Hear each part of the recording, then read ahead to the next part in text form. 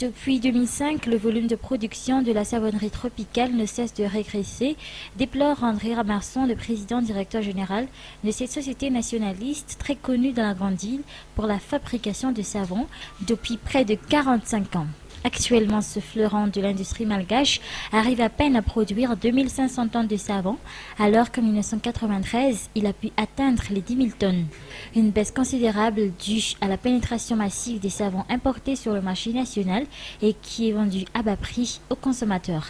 Des savons et détergents qui ne respectent pourtant pas les normes requises, dénoncent les dirigeants de cette société typiquement malgache, qui ont avancé également que les 80% des savons importés qui sont écoulés sur le marché actuellement sont hors normes et nuisent tant aux consommateurs qu'aux industriels nationaux. À l'heure actuelle, avec les crises successives qui se sont produites dans notre pays depuis maintenant 50 ans, les crises ont frappé de plein fouet les industries. Et comme dans des situations de ce genre, nous devons avoir maintenant des subventions de l'État et des aides à la trésorerie pour pouvoir continuer notre activité.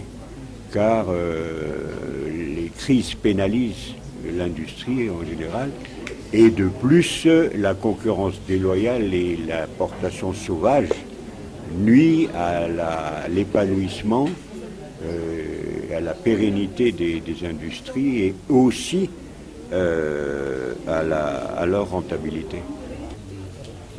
Tout ça, mesures anti-dumping, les mesures correctives commerciales, tout cela c'est très bien. Il y en a qui sont opérationnels, il y en a qui ne le sont pas. Mais c'est le tout qu'il faudrait mettre, c'est tout un ensemble qui doit être mis en place. Je vous dis, il y a l'arrêté par exemple sur les normes concernant les savons et détergents promulgués en 2005. Nous sommes en 2011, ce n'est toujours pas appliqué. Or, quel est le problème? On a peur de protéger notre développement industriel, on a peur de protéger notre pays en voie d'industrialisation. Ça, c'est la question qui se pose. Dans la même foulée, André Ramarson et son fils Thierry, l'actuel directeur général de la savonnerie tropicale, accompagnés de ses proches collaborateurs, ont pointé du doigt la non-application des textes de loi en vigueur sur le territoire national. Tel est le cas de la loi sur les normes adoptée en 2005, puis promulguée en 2006, mais qui ne trouve pas son application jusqu'à ce jour. Ils demandent par conséquent que ces textes soient pris en compte et soient appliqués. Ils proposent également qu'un assainissement du marché suivi d'une relance soit faite avant d'entamer un effort de développement de l'industrie.